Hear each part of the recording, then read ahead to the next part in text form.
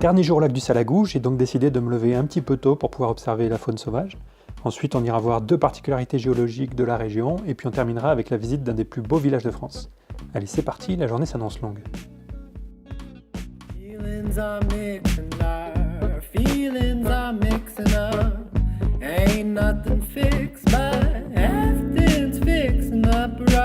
Chut, il y a une galinette cendrée là-bas.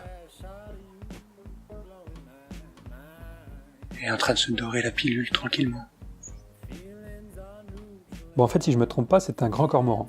Et d'ailleurs, ce qu'il est en train de faire là, sécher ses plumes au soleil, c'est une des façons de le reconnaître, parce que le grand cormoran, il n'a pas de glande qui sécrète de l'huile et qui permet d'imperméabiliser son plumage, comme les autres oiseaux ont.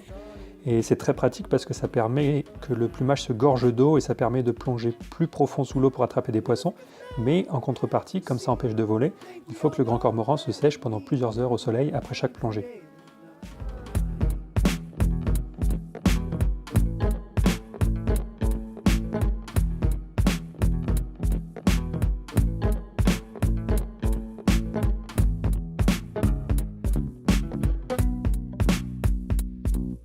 You'll find the glimmer in your eye, the glamour and glitz you wish your life were always in your side. Ici dans le coin, il y a 260 millions d'années, c'était des marécages.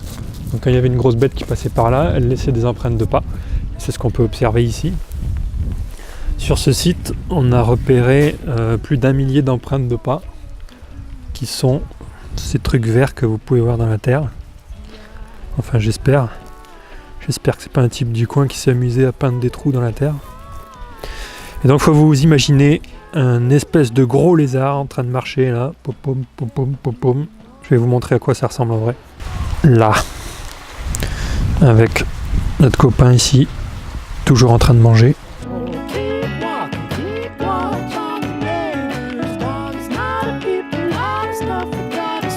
Et on a aussi un cirque dolomitique à Mourez. La dolomie, c'est un type de roche calcaire particulier qui, quand elle se fait attaquer par les eaux de pluie, va se dissoudre en laissant sur place des pics, des formes un peu particulières qu'on voit un peu partout autour de moi.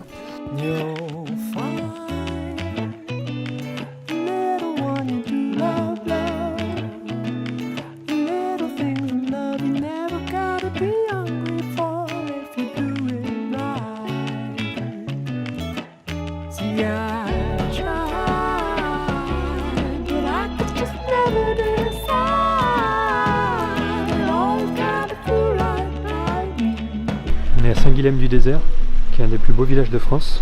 Malheureusement, le village il est tellement encaissé qu'il n'y a déjà plus de lumière, alors qu'il est que 3 h de l'après-midi. Ça fera des vidéos un petit peu moins jolies. Le seul coin de soleil de tout le village.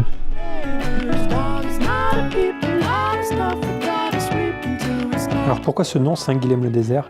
Je pense qu'on dit Guillen d'ailleurs dans le coin. Guilhem, ça doit être la prononciation parisienne, mais on va la garder, tant pis, on assume. Donc Guilhem ou Guillen, ça veut dire Guillaume en occitan. C'est le nom du type qui a fondé l'abbaye du coin au 9e siècle. Et pourquoi le désert, Saint-Guilhem-le-Désert, alors qu'il n'y a aucun désert dans les environs? Bah ça, il y a 2 possibilités. Soit ça fait référence au fait qu'il y avait très peu d'habitants au moment où l'abbaye a été fondée, ou alors ça fait référence aux pratiques d'élevage qui ont eu lieu dans la région jusqu'au 19e siècle. Donc les vaches, les ânes, les moutons, les chèvres bouffaient tout, ce qui fait que le paysage devait ressembler à un désert. Et alors il faut imaginer qu'au 19e siècle, il y avait 1 millier d'habitants qui vivaient ici dans ce village, alors qu'aujourd'hui c'est plus que 200-300. Sauf que de nos jours, il y a près de 600 000 touristes qui débarquent dans ce village chaque année. Donc c'est assez énorme. Pour vous donner un ordre d'idée, une comparaison, la Tour Eiffel c'est 7 millions de touristes par an. Donc là c'est 1/10 du nombre de touristes de la Tour Eiffel, mais dans un tout petit village perdu dans les montagnes de l'Hérault.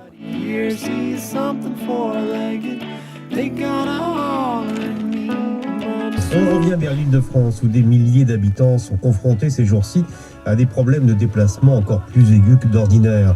À cette circulation alternée, pas très respectée semble-t-il, mais qui en gêne plus d'un tout de même, se sont ajoutés depuis hier matin des problèmes sur le réseau du RER B qui mène à Roissy, et aussi en début d'après-midi un trafic complètement bloqué au départ de la gare du Nord, la plus importante d'Europe sur le plan de la fréquentation. La circulation a pu reprendre doucement. Petite dédicace pour les amis parisiens.